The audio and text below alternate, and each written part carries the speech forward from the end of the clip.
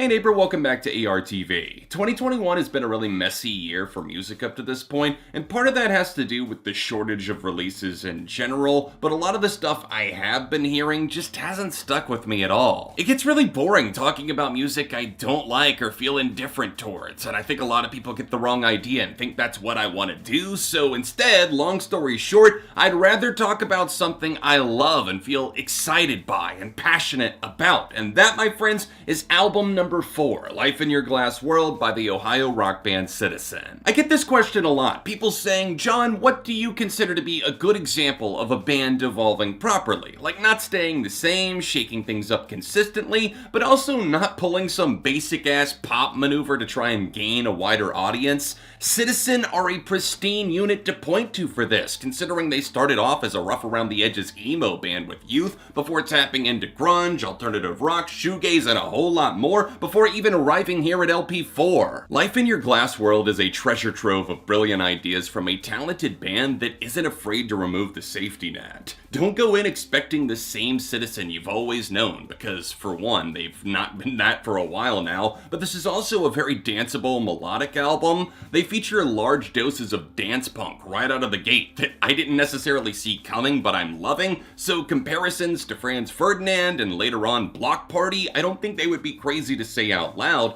but they also managed to squeeze in a lot of emotive alternative passages that might call to mind their frontman's solo career, or better yet, maybe it won't remind you of anything, since the whole package tastes fresh, like a juicy mango just picked from the orchard. Matt Caracas continues to be overlooked for his talents as a songwriter, singer, and producer, but this was his biggest challenge to date, but he knocked it out of the park because the band self-produced the album in Matt's garage, and I genuinely don't hear a slip in quality at all after having their first 3 albums done by the mastermind himself, Will Yip. If you heard their single Big Mouth a few years ago, then you should have a good idea of where they wanted to take their sound on the next album. I will admit that I wasn't fully invested in that track right away, but going back to it now, even after hearing this album, I think it works a lot better. Citizen have always had a really solid rhythm section, but this is without a doubt a rhythmic central experience, which is probably what makes such a good chunk of these tracks impossible not to dance to. They're catchy, smart, thoughtful, fun, and persistent.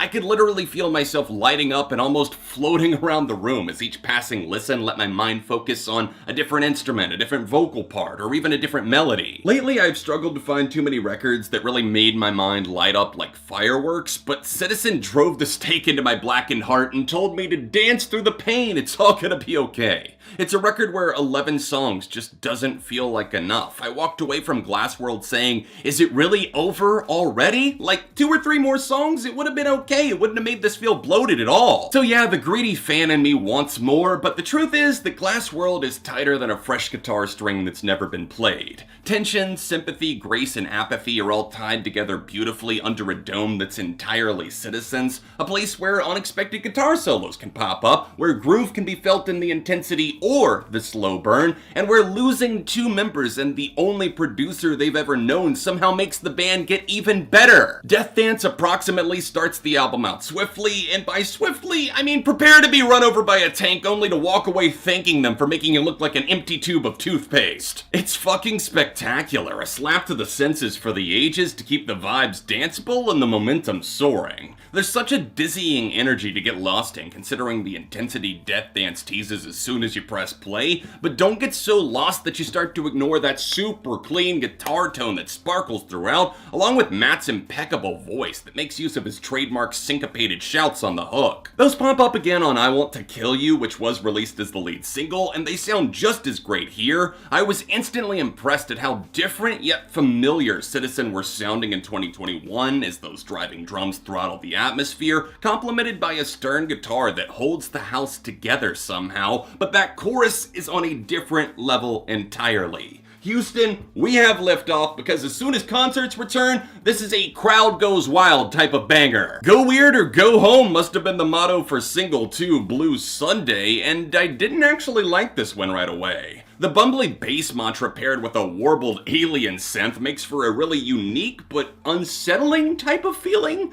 Mainly, it's Citizen getting spaced out in vibe heaven, and that takes a few listens to appreciate as you shake off what you were expecting to hear, but you have to give it some time or else you're not even gonna get half of what this stud has up its sleeve. Bear with me on this next one because this is gonna sound weird, and it's sounding weird as I think about it now, but Thin Air sounds like an autumn-friendly song reminiscent of Death Cab for Cutie and the lighter moments of La Dispute. There's still something here that feels distinctly Citizen at its core, but you can't help but float like a leaf in the breeze when jamming this very reflective tune. Two of the album's biggest punches land back to back after that. Just a devastatingly good combo, with those champions being Call Your Bluff and Pedestal. The lead guitar on Bluff is like carving the perfect jack-o'-lantern with the precision Nick Ham shows even in the solo, and I love how steady and driving the drum beat is to further boost Matt's lyrics about letting go of secrets, I guess, that you could use against someone. Pedestal might just be a runaway show stealer for me, as in the best song on the entire album. It's definitely close between this and Death Dance approximately, but I love how angry this one feels. It channels a lot of older Citizen vibes, and I feel like a lot of people aren't gonna recognize that. It has a lot of aggression to it, more than As You Please, I think, and I really think you need to listen closely to the band on this one because everybody is locked the fuck in. Not a single second of this song goes to waste. Just when you're thinking maybe this album could use a bit of a shake-up, we arrive at Fight Beat, which is a shake-up if I've ever heard one. It might not be anyone's favorite, but it's an integral part that I can't help but love. It's like if Beck, Nine Inch Nails, and Citizen all had a cyborg baby together, like maybe the thing from Toy Story that looked terrifying at first sight but ended up being really friendly. Black and Red bounces with the high-octane drive of a mid-2000s Block Party song, which of course means dance punk is scorching up the halls as Citizen masterfully balances choppy guitars with pummeling bass and crafty synthesizers. It's a perfect blend of nostalgia and genuinely unshakable catchiness, so basically just expect this one to be stapled to your head permanently. Glass World reminds me a lot of Matt's solo stuff with the way the brisk acoustic sweeps into the mix right away, plus the lyrics are crisp and simple but also effective. It feels like a conversation you might have with someone in the early morning fog, and it really works, much like the next song Winter Buds, except with a major twist. See, that track did run away with my heart immediately. I love when Matt uses flowery imagery to convey his feelings, but that ace in the hole has to go to that red-hot guitar solo that just kind of popped up unexpectedly, but it took the song to the moon. Finally, we've got the tender closer, Edge of the World. Wanting the best for someone, but not being able to force a relationship to work if the magic just isn't there, it's a tough spot to find yourself in. But this song doesn't feel defeated, rather it feels defiant. It's triumphant, but not overly proud or unrealistic. In fact, it's kind of the perfect note to close on, as all of those big moments just happen right before our eyes, but they go out on a few simple strokes of the guitar, and that just leaves me with a smile on my face. Life in Citizen's Glass World is a much needed escape. I can't stop playing this record.